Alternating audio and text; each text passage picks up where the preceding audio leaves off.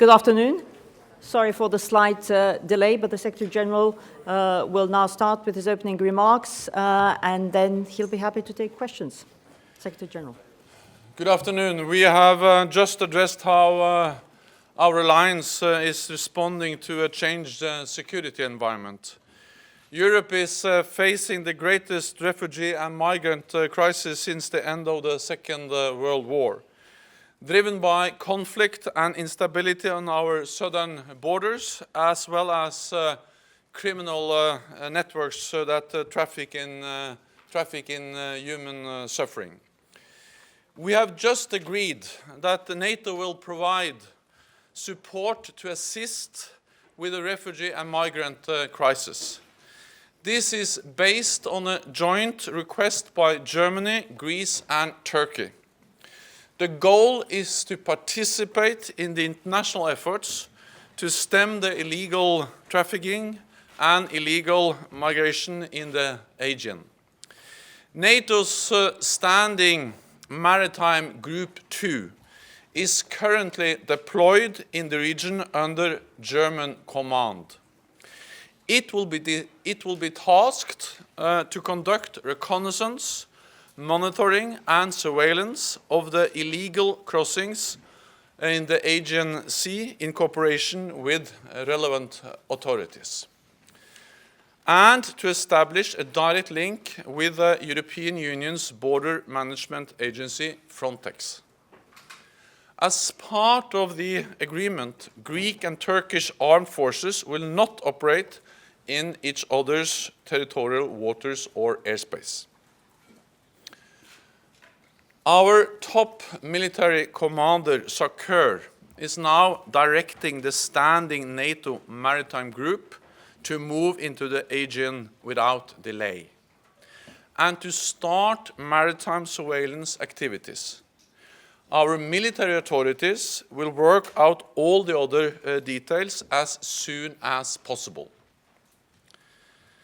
And allies will be looking to reinforce this mission.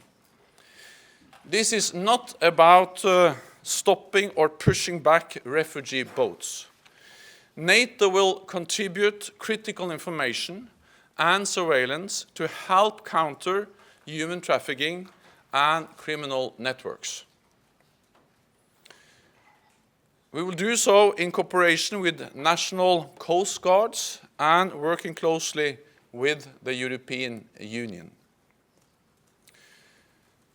We have also decided to intensify intelligence, surveillance, and reconnaissance at the Turkish-Syrian border. Turkey is on the front line of this crisis, and this will complement the NATO assurance measures for Turkey, which we decided in December. It is important to respond swiftly because these crises affect us all. And all of us have to contribute in finding solutions. Today, we also agreed to step up our support for the international coalition to counter ISIL. We agreed in principle to use NATO AWACS surveillance planes to backfill national AWACS capabilities. This is in response to the US request. Our military planners are now working out the details. The decision will increase the ability of the coalition to degrade and destroy the terrorist group ISIL, which is our common enemy. Enhanced intelligence and surveillance is a key part of NATO's response to hybrid threats from the south and from the east. We now have a detailed implementation plan for our hybrid strategy. NATO is improving its ability to identify, recognize, and attribute hybrid actions and to respond quickly. We also took steps to increase our allies' resilience in areas that are vital in any crisis. by setting baselines requirements in areas such as continuity of government, energy supplies, food and water resources, telecom and cyber networks, and transportation systems. Resilience is primarily a national responsibility, but both NATO and the European Union have a role in providing tools and advice in specific areas. So, to be more effective in countering hybrid threats, we are committed to working even more closely with the European Union. We also discussed during our meeting today the situation in Afghanistan. Ministers assessed the work of the Resolute Support Mission.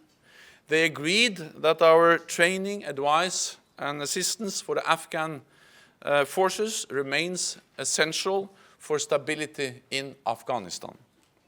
And they confirmed that the mission should continue to be kept under review to ensure its effectiveness. So with this, I'm ready to take your questions. Okay.